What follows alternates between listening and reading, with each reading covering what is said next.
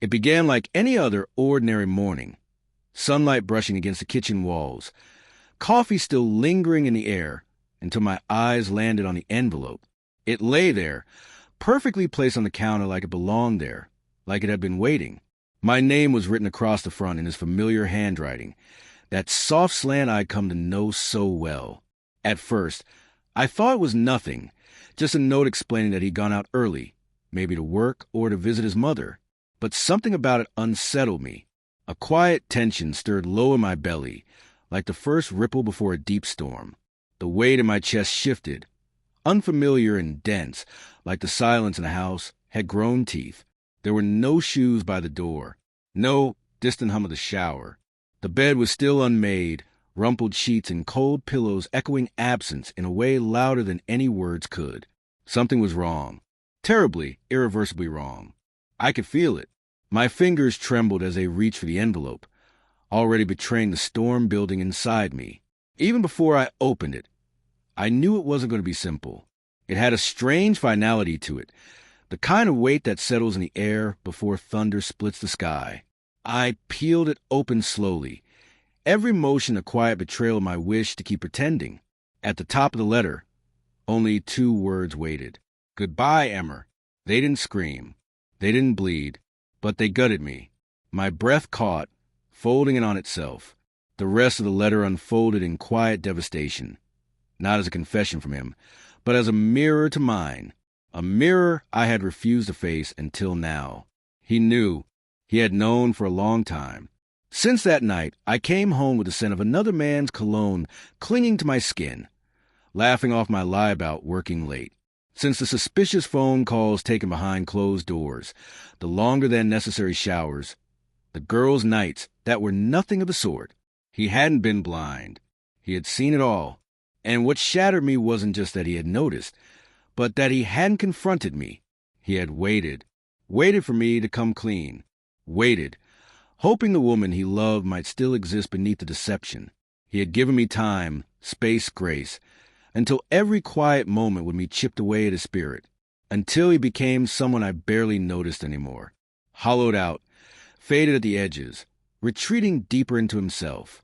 And yet, there was no rage in his letter, no bitterness, no anger to hide behind, just calm, steady heartbreak written in ink that cut deeper than any scream ever could. He wrote that he didn't hate me, that he never could, that loving me meant knowing when to walk away, because staying would break us both. That was the moment I truly broke. I collapsed to the floor, the letter trembled in my hands as tears poured out, not just tears of guilt, but the sheer gravity of realization, of what I had done. I had ruined something rare, something solid, something that had been quietly, unwaveringly there for me, and I had done it for a thrill that didn't last. For fleeting touches and hollow words that meant nothing the moment the door closed behind them. The man I betrayed wasn't just my partner. He was my home, the one who folded my laundry when I forgot, who rubbed circles on my back when anxiety curled its claws into me, who knew how I liked my coffee, just the right amount of milk, never too hot, who kissed my forehead every night like it was a ritual he refused to miss. He noticed everything, not loudly, but in the way that mattered most, softly, silently, consistently, and I had taken him for granted. I called him. His phone was off. I sent messages, emails. I even drove to his office in a panic, only to be told he had taken an indefinite leave. That's when it hit me. This was impulsive. This was deliberate, thought out, painfully so. He had prepared his exit not out of spite, but out of sorrow. He needed distance. From me, from us, from the wreckage I had left in the wake of my carelessness. The days that followed blurred into one another. I replayed every moment I dismissed, every sign I had ignored. The way he'd look at me, too long, too quietly. The silent dinners where he waited for words that never came.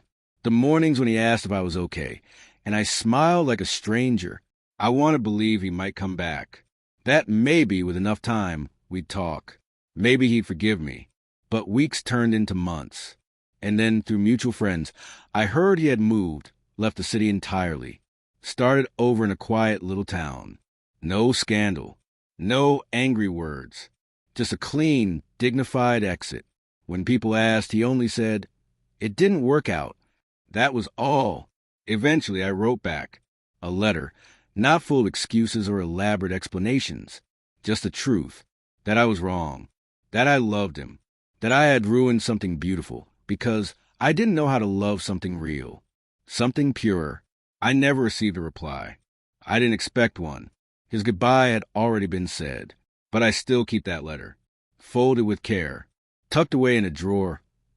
I never open unless I need reminding of what love can look like when it's quiet, when it watches, when it waits, and when it finally walks away.